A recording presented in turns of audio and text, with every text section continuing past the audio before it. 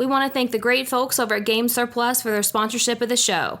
Fantastic folks, a great reputation, along with an ever-growing, amazing inventory of imported and hard-to-find games. Well, you can see why we're proud to be partnered with Game Surplus. Their tagline is home of great games at great prices, so check them out at gamesurplus.com. And when you do, remember to tell them Heavy Cardboard sent you.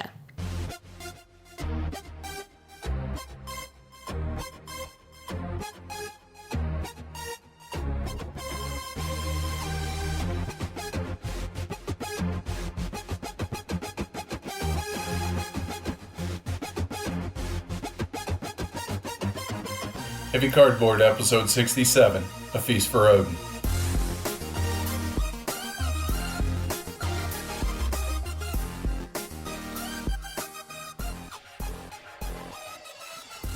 Coming to you from Valhalla, well, sort of, or, Denver, Colorado. Welcome to Heavy Cardboard, where we talk medium and heavy strategy board games, war games, 18xx, and other related topics in the board gaming hobby. We're your hosts. I'm Edward. And I'm Amanda. So a lot's been going on lately. Mostly good, some maybe not so good, a little dark. And I'll be honest, I was going to include some self-reflection in the pretty dark stuff this episode, but we thought it best to break it off to its own pod blast. So if that's something that you're curious about, then look for it next week. If not, no harm, no foul. Yeah. The basement's finally done. Yeah, officially. Like, the punch list is finished. Yeah. And yeah, it's done. It's done. And we have pictures up. It's on Flickr, so that if you're not on Facebook, you don't have to go there. You can actually use something else, and I'll put that link in the show notes. So y'all can check it out and let us know what you think. And I am officially off of Weight Watchers. Woo! Well, I shouldn't say that we are no longer paying for Weight Watchers. For me. For Amanda we are, but not for me. And the way I see it is I'm down to 207 pounds and having zero issues maintaining my weight. So, yeah, I don't see the point. The lifetime stuff doesn't apply for online, so it makes sense to me. Yep, absolutely. And I'm so proud of you. Thanks. A new month means a new game of the month. Started on Monday with The Colonist and Nina and Pinta on the table. And then Friday, the previous Friday, we started the game of the month on that. And the game that was voted, Age of Steam. So, yay! And we have like 2 or sometimes 3 tables of Age of Steam going down here at the same time. That's really, really cool. Not to mention our Saturday game group is still going strong. So this is not, caused the Saturday day to, become a ghost town because people are doing it in conjunction with. Yeah, it's great. Yeah, it's exactly what we were hoping for. Yep. I've been sick for almost 2 weeks. At first it was just a cold, and now it's a sinus infection, but I'm currently on 875 milligrams of Augmentin twice a day. That seems oddly specific, right? Yeah, not 900, not 800, 875. Like, that's the perfect amount. But it's a horse pill. I put a picture up on Twitter and asked if anybody'd seen a bigger pill, and Matt chimed in with yes, but he used to work at an animal hospital. And Brandon from Brawling Brothers told me to make sure that I had a trough of water to take the pill with. To which I replied, nice work, sir. Because that was very, very well done. We're heading up to Portland this weekend. Be hitting up Guardian Games on Sunday afternoon. So if you're in the area, keep an eye on Twitter as to when we'll be up there. We'd like to meet some folks. Yeah, it's going to be fun because that's where you're from, and I've never been there. So I'll get to see your old stomping grounds. Yeah, I'm a little nervous about it. It's the first time I've been up there in almost 20 years, and it's the first time I've been up there since both my parents have passed away. So it's going to be a little, I don't know, weird. Maybe not. It's just, I have like a sense of, not foreboding, that wouldn't be the right word, but kind of a apprehension about going back, quote unquote, home and seeing things and things being so different in my life nowadays. Right. It's going to be a little weird, I think, but I'm looking forward to it. Don't get me wrong. We're going to be meeting up with Jim from Punching Cardboard, hanging out. We get to see Tony KR again. Yay! And a new guy we haven't met, Joe Sturgis. Plus, like I said, anybody else that wants to touch base. We may not have a ton of time to game, but we at least want to meet some folks. Yeah. So, like I said, watch Twitter, Guardian Games, And we're probably going to stop by Cloudcat Games as well on Sunday at some point in the afternoon. Yeah. We fly out Sunday evening. So, yeah, if that's something that interests you, holler at us. YouTube's going well. I think so. The teaching and live playthrough videos have been going on now for right at about 3 weeks, give or take a little bit. Awfully solid mix of games so far in the first 14 videos. For those curious, we've done 2 of Lisboa, one of which with the overhead cam and et cetera, 2 for Roads and Boats, 2 for A Feast for Odin, 1 for Tramways, 1 for Le Havre, Maria, Madeira, Age of Steam, High Treason, Solarius Mission, and The Colonists. So if you're interested in learning any of those, and, well, sooner rather than later, many others, go check out the videos. It's youtube.com/heavycardboardvids to see that. And we've been wanting for a long time to bring the game day experience that we have here to our listeners. And we feel like this is one of the best ways to do that. And I mean, you're a natural in front of the camera. So. What? Yeah. It's just me being me. Well, I mean, that's why I'm saying you're a natural. Oh, all right, I guess. Yep. If that's, whatever. I enjoy it. Our game group, thankfully, enjoys it. Yep. Even though it gets a little warm in the room and they, it takes longer to play the games, doing that and explaining everything and thinking out loud and doing all that. But they also realize that they're doing a huge service, I think, to the hobby, and it's not just us; it's the folks in our game group that are willing to take the time and the effort and everything else. Plus, I mean, they get a little something out of it. I mean, it's cool to watch yourself on TV or hear about people watching. It's still a little surreal to me. So the podcast thing I've gotten used to, right? I realize that at any given time we're gonna have 5,000 people out there around the world listening. It's still a little weird, but really cool. However, seeing people streaming the YouTube videos, like somebody had it on an airplane on their laptop. Yeah. So here we are at 35,000 feet. Or somebody had it on their 55-inch TV in their living room. Yep. That's weird. I'm not there yet as far as. And he's there with the podcast. I'm not. I don't want to think about that. Thank you. It's just me and you talking, right? Totally. Okay. Well, it is right now. It won't be tomorrow. Hey. Oh.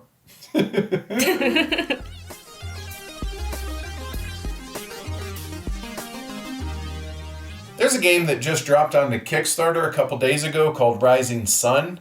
It's a game of negotiation and minis. It's doing really well. A few hours, it hit like $800,000 since it launched, which, hey, good on them. I only bring this up as a lead-in into the fact that there are a number of folks that seem to be upset that the game only plays 3 to 5 players. They want it to play 2 players. It's a negotiation game. Not every game needs to play every player count, at least in my opinion. I mean, why should designers and publishers try and shoehorn a game into a player count that just doesn't make for a good gaming experience?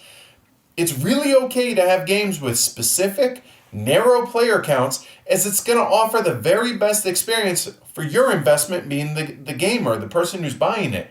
Isn't that a good thing? Isn't that what we want? And on that note, I understand that publishers need to sell games and sell many copies of their games, but I do wish that they would stop doing what I just talked about in adding on player counts that aren't what the game was meant to play. Dominant Species is a 2-player game. Yes, it can be played at that player count. I get that. But is that the best play experience for the people playing that game? Not just no, but hell no. Mm-hmm. I'm looking at you, Caverna. 7 players? Really? Doesn't mean that I ever want to play it, much less with 6 other people. Can you imagine the downtime on that? Hell, my favorite game of all time, through the ages. It says it plays 2 to 4. I hate my day job. I'd rather be working at my day job than play that 4 players. My point here is, I don't want a cromulent game experience when I take a box off the shelf. I want to experience the very best that a game has to offer, and trying to force a round peg into a square hole, that ain't doing anyone any good. So before a publisher says a game plays 1 to 5, but it really plays 4 to 5, or the community laments that a game they want to play isn't designed for a specific player count, maybe folks need to ask themselves, sure it can, but should it?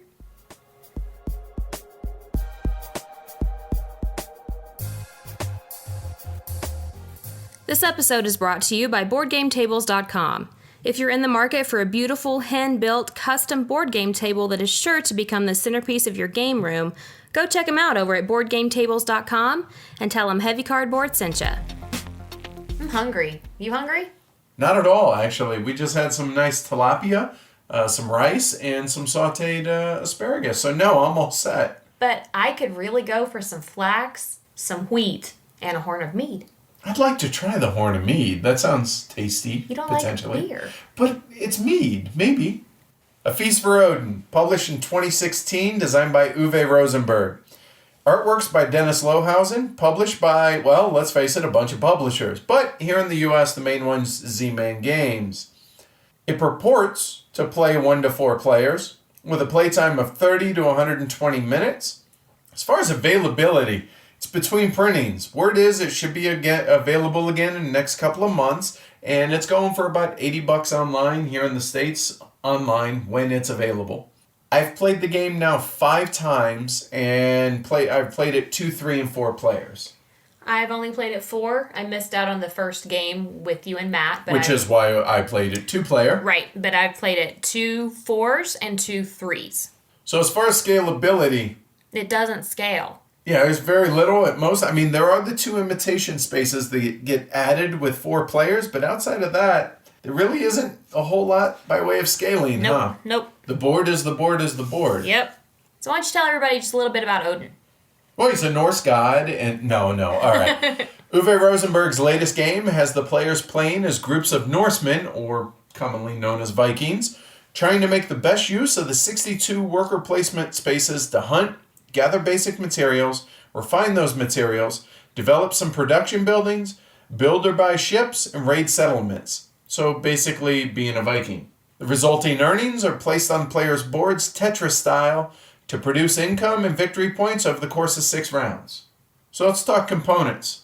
I mean, they're good. I'd say they're excellent. Yeah, I would expect nothing less from, this quality of game. Like, the pieces are nice and big and chunky. Not only the wood, but the cardboard pieces are really big and nice. And the game does actually come with a tray to hold all of the bits. 2 trays, which I think is a vital necessity. And I think it was a really smart and appreciated addition because of the amount of cardboard that's in the game. It definitely was built to last and handle lots and lots of repeated play. So props there. Nothing but good things to say about the components. Plus, there's a moople. Yeah, that's like the best part. A moose meeple. A moople. Moople.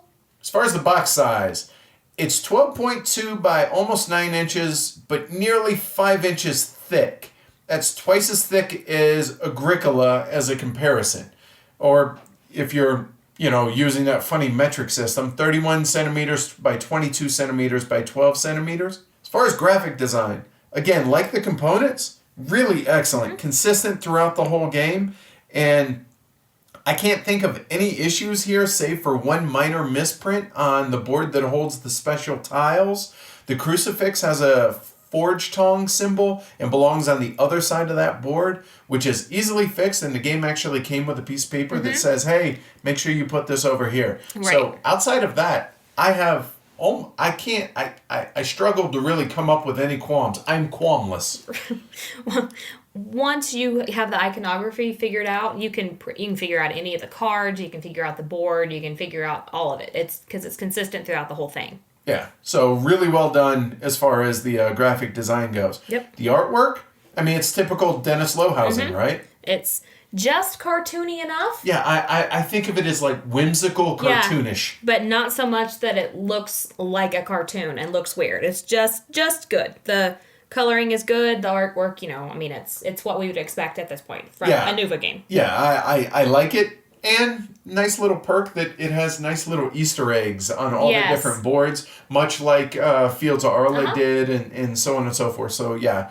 Again, artwork is subjective, but I think Dennis was Dennis, and that's a good thing. Yep. Talking about the rule book now, this too, I think it's a well put together rule book. It's laid out well. There are a few spots that definitely could have been worded clearer and some better clarifications given. Overall, though, I think it's pretty well done. There are 169 rules questions, though, on BGG. 169. Whoa. But to be honest with you, I can't help but shake my head when reading a good number of them, as many of those are clearly explained in the rule book, and it's a user issue, not a rule book issue. Again, there are some that are legit, no doubt. I mean, I've yet to see a perfect rule book. Right. That said, though, I really say well done overall on the rule book. While not exactly rule book related, I wanted to point out a couple things that definitely deserve kudos here as well. There's a really well put together appendix that lists all the occupation cards and explains those as well as a little bit more information. Which is really nice. Yes. You can hand that around the Yeah, table. it's great. And, I drew this card. What is it? Let me double check it. Yep. And there's an almanac that gives reference and context about the various historic items in the game. I thought that was really just a wonderful touch, and it really helped to tie the theme in with to the game. So really well done on that. Yeah, I agree. That's really cool. As far as setup, teardown, teaching, and learning, the setup actually is a breeze because of those counter trays that you had mentioned. You pick them up and put them on the table. Really. Yeah, it saves an enormous amount of time. It's something that, like the colonist, would have benefited from. Yes, but then the setup is easy, but the teardown, that's the hard part because you have to put everything back. Right. As far as teaching and learning, honestly, go watch our videos. Yep. We've done 2 videos on it already. YouTube.com/heavycardboardvids if you're interested in hearing more about that.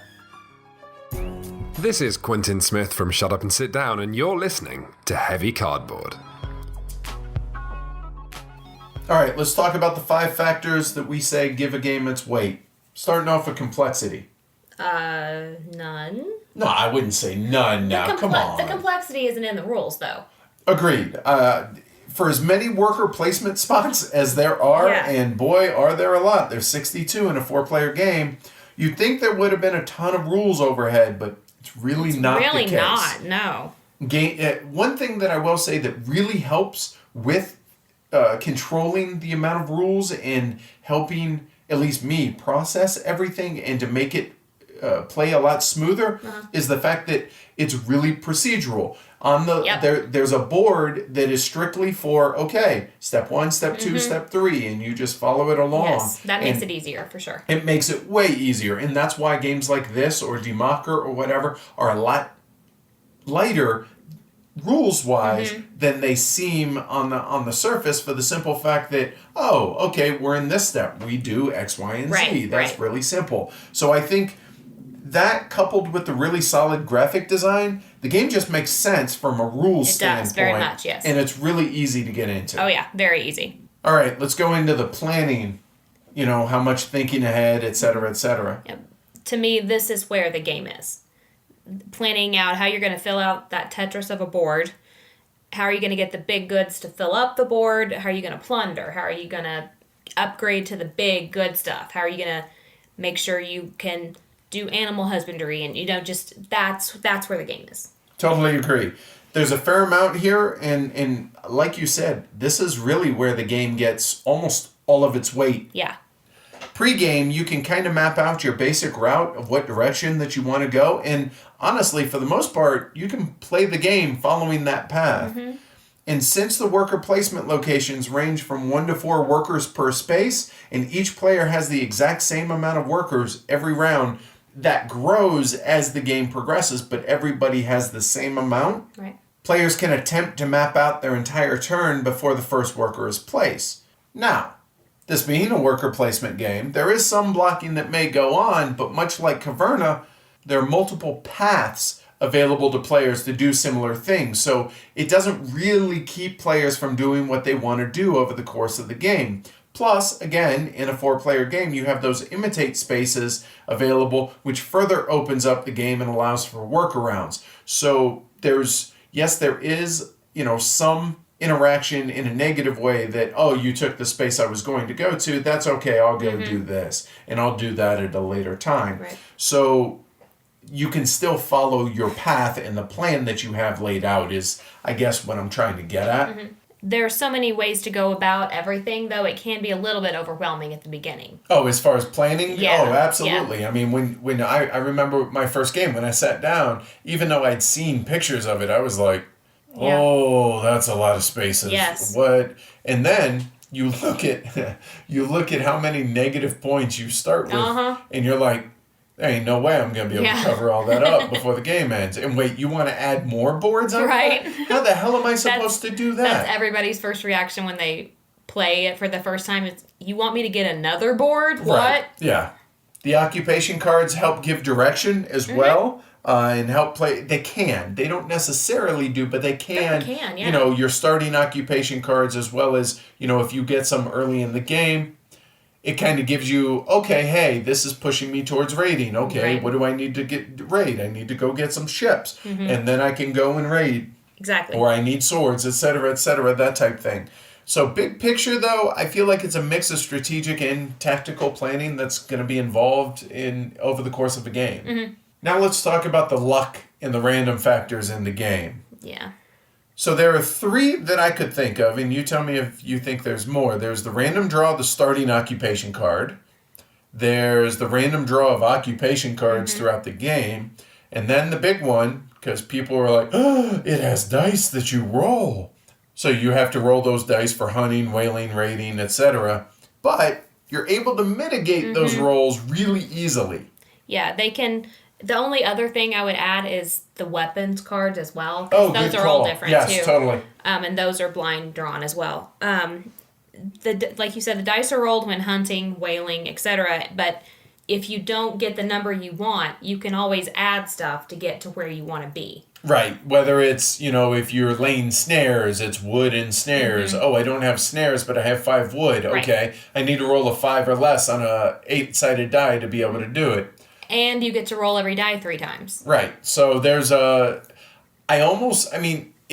imparts a little bit of randomness, but honestly, I think it is a completely negligible part of the game. It really is, because not only can you add things to make the roll be what you want, but even if you just can't do that for whatever reason, the game gives you back stuff. Yeah. Okay. Oh, I failed in laying snares. I get a wood and a snare. Right. So And a person back. Or potentially, yeah. Yeah. So depending on how many workers you put out there, what the space gives you back. So it's, as far as the rolling goes, I think it is a total non-factor in the game. So if we're really only talking about it, then the cards. Right. It's all about drawing the cards. Yeah. And I'll be honest, a lot of times we play with the base game, just whatever the rules say, and that's that. We have implemented 2 house rules that I'll mention real quick that have minimal impact on the overall game, but it does lower the randomness in the game. The first one is each player gets 2 starting occupation cards and then chooses to keep 1 before play begins. Easy enough. I've heard about some people doing 3 and choosing 1. Okay, so be it. The other is with those occupation cards throughout the game, we have a 3-card display of occupation cards for players to choose along with the random top card off the deck. So you see 3 of them, you don't like any of those, then it's a random card draw. But at least you had choices as opposed to, oh, I draw a card, oh, this is useless to Right. me. In the last game that we played, it actually went 2 or 3 turns around the table with everybody that chose the draw a card action did the blind draw. So we all voted to wipe the 3 that were out there and just put 3 more down. Yeah, and so it again, that's not a huge impact in the game, but again, it mitigates a lot of the just blind draws. Yeah, because I mean, there's hundreds of cards. Literally, Yeah. at least over 100. Yeah, let's put it that way. But the stack, whenever you have them all out, it's like 3 inches tall. Yeah, it's massive. Yeah. So yeah, I think that's a total non-issue Yeah. as far as the randomness, honestly. And then you have, like you mentioned earlier, the weapon draw. There's ways around that as well. Yeah. I mean, you don't draw the weapon. You don't need the weapons to go out to go hunt and raid and It just helps whale. you with your die rolls if Right, you need to. that's it. That's it, though.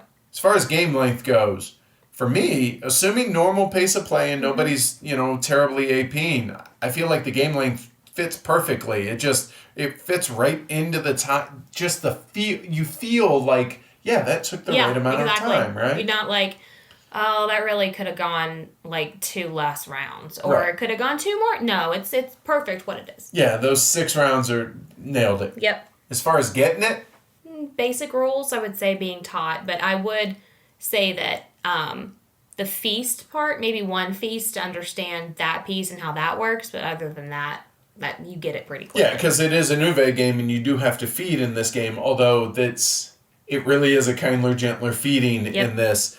The other thing that I wanted to highlight is the immigration action. If it's not explained well prior to the game, that may catch players by surprise a bit, as well as the aforementioned massive wall of negative points. It can be scary, but you just need to explain to players that, look, it looks horrifying now, but you're going to not only fill that in theory, but you're also going to add on these extra islands, and you're going to be just fine. Exactly.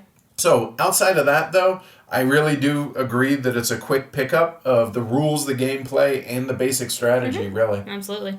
So what do you think? Medium, heavy, heavy? Medium. I want to say medium as well. I could make a case that it's medium heavy just because of the sheer amount. It looks, maybe that's a better way to put it. It looks medium heavy. I could see that. But it really plays as a midweight game. It really, really does. I'd put it on par with something like a Solarius mission or Great Western Trail. Yeah. All right. Let's highlight the highs of the game for us. Okay. For me, I enjoy filling out the board, the Tetris-like stuff. I enjoy that part, but that fits with my personality. It really does, and it very much is not at all something that I enjoy, and we'll talk about that more here in a little bit on the other side of things. But it just goes to show that different strokes for different folks, right? I think that the many aspects of the game that are thematic and make sense are really, really cool. That's cool. The trading, the raiding, the hunting, all good stuff. It really adds flavor to the game, and that aspect of the game feels thematic to me. It makes it helps the game. Whereas I know that well, we'll talk about that here in a little bit when we get to some of your negatives. Right, speaking of it feeling thematic, like in all my games, I never went whaling because I feel bad. Because I don't want to kill whales. That's just mean. So you'll trap squirrels and rabbits and do all that. And you'll go raiding and kill people. And rape the women. And see your enemies driven before you hear the lamentation. Right, the women, right? So that's okay. But I don't want to kill whales. Okay. Hey, you know what? The theme is working then. Yep. Okay. I love the inclusion of the chit trays. I mean, it feels necessary, it's a nice touch that I think goes a long way to really helping. I mean, it's stuff we already talked about. Right. I know it's a minor thing, but it's something I wanted to really highlight. Getting the perfect die roll or the perfect card, adds to the enjoyment. But, while those things are definitely luck-based, the nature of the game doesn't really make me be upset about luck. Yeah, I mean, the luck piece doesn't bother me. Yeah, it's the stuff that we talked about. I think it fits perfectly fine with that. Again, this is kind of something that I already mentioned, but I really want to harp on it, is an excellent job of the game appearing overwhelming, but actually making the game move really, really smoothly, and there's just not a lot of downtime if the players are doing their job. It's just a masterful design in that respect. Yeah. And there's multiple paths to focus on. Do I focus on raiding? Do I focus on trading, exploring new lands, and to a lesser degree, the occupations? It definitely gives you options in what you want to focus on in a given game. Yep. And you don't have to focus on just one thing. You may, for some of the higher scores out there, but the game doesn't force you to do that. Right. And figuring out weird ways to go about getting the things that you need, because there's so many ways to obtain stuff from the board. Oh yeah, there are oodles. Yeah, oodles. And again, fantastic production. And I would say neither of us have played this solo, so caveat there. But I think this is going to be one of the very best out there. If you want to play an optimization game for a solo game, I think this would be fantastic for that. Absolutely fantastic. So if you followed us on social media, you'll know that wasn't our favorite game. Nope. So let's talk about why that is. Not just, I don't like it. So let's focus on this side for a little bit.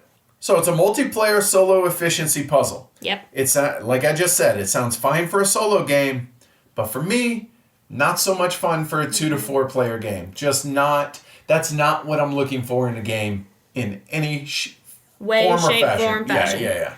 There's hardly any player interaction. Yeah, and by hardly, there really hardly is. Now, you would think, oh, it's a worker placement game, so you're going to be getting in each other's way, left and right, so on and so forth. Not really. There's so many different spaces that there's just too many options to be able to work around it. It really is a kindler, gentler, wider open sandbox. Yep. Now, when we had previously spoken about Caverna, that was my biggest complaint about the game is there's just no tension in the game. And this is that on steroids. Yes. Because there's just too much that you can do. That, oh, you went there? It's a bummer. I'll go do this. Yeah. I'll come back and do that in another round.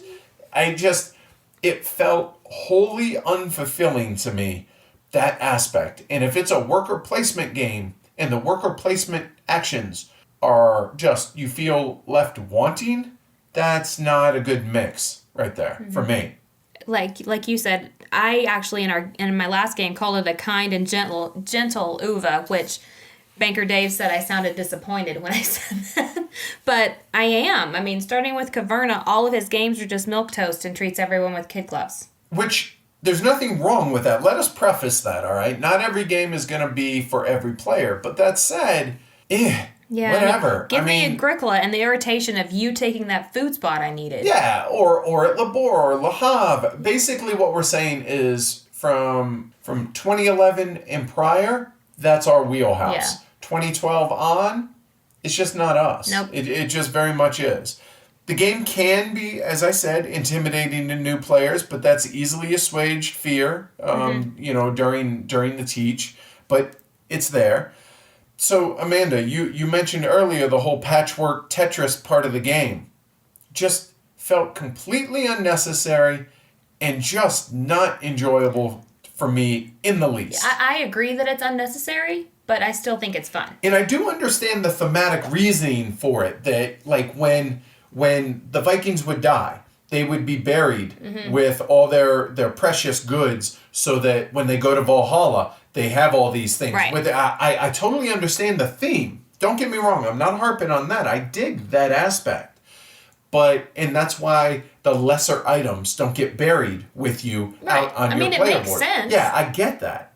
But why? Right. Like, why is everything shaped different? Why am I doing this? And I understand that there are some aspects of 1,000 different games that there's stuff that you just gotta kind of shrug and be like, okay. But usually in those cases, it's stuff I enjoy doing. Mm-hmm.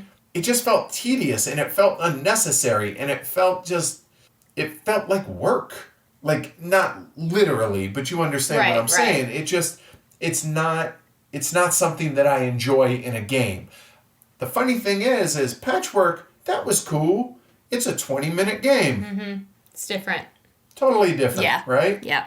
The game is completely static, except for the occupation cards. Correct. But outside of that, everything is static. Now, replayability, it's there if you want to try and optimize and do better what you were doing. Mm-hmm. Or you wanted to try this slight variation in what it was you were doing. You wanted to, you wanted to do more immigration in this game, or you wanted to raid more, or you wanted to try and get this other island instead of that one.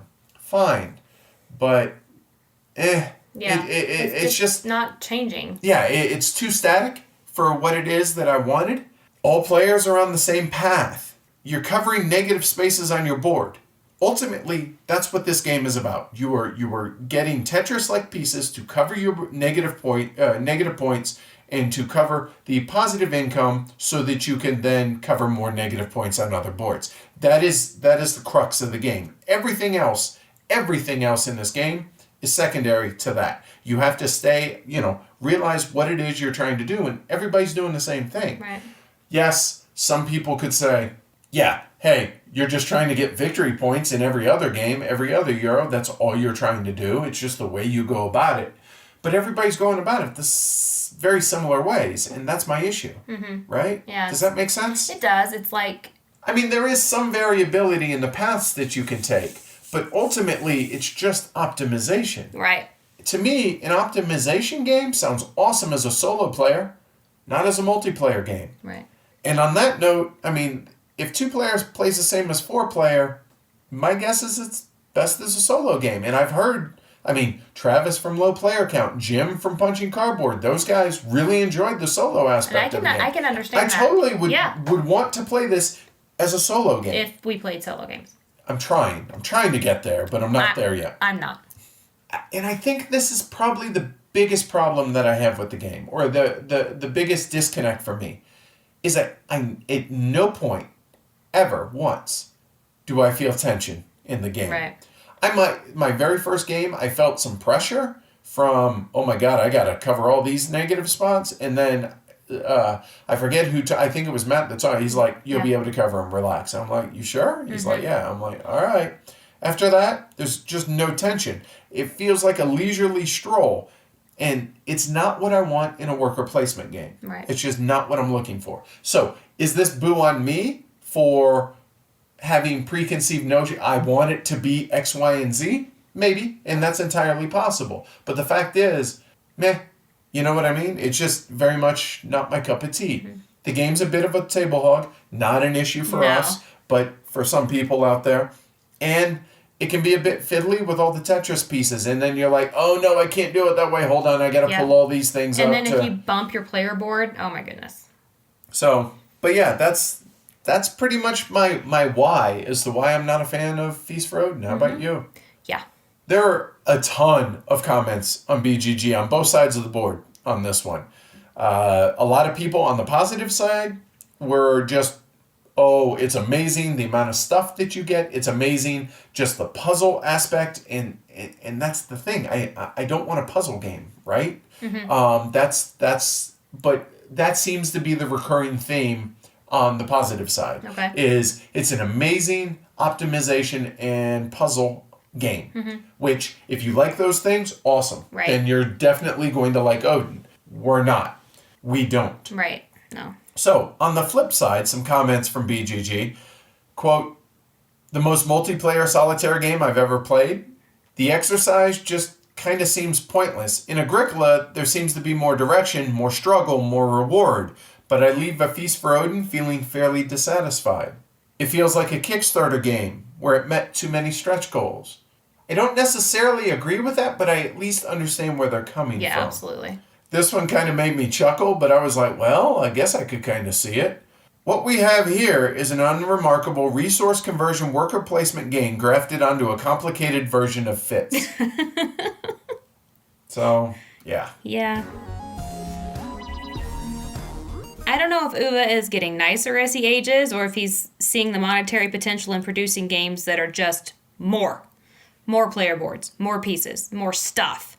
And not only that, but nicer. Congratulating you on missing a dial roll while hunting. I mean, everyone gets a medal, right? Now, don't get me wrong. I like the game, but there are many other games I would rather play than A Feast for Odin. Yeah, I think that the kindler, gentler. Just not what I want. If ever there is built a board game hall of fame, Uwe Rosenberg absolutely deserves his place in it. However, he and I have come to a crossroads when it comes to his designs. From 2012 on, my tastes and Uwe's designs have diverged, possibly irrevocably. Now, don't get me wrong, there's nothing at all wrong with Glass Road, Caverna, Fields of Arla, Feast for Odin. They're all very well designed games, but the fact is, they weren't designed with me in mind. But I can't help but feel a slight pang of sadness that a couple of the pillars of my board game roots, as Martin Wallace and Uwe Rosenberg, have gone from jubilation when I hear about their new design now to trepidation. Saying that, I know that I can still pull Agricola, Le Havre, and Ora Labora off my shelf at any time and still enjoy the genius of Uwe's designs. But when it comes to his modern stuff, it's a big pass for me.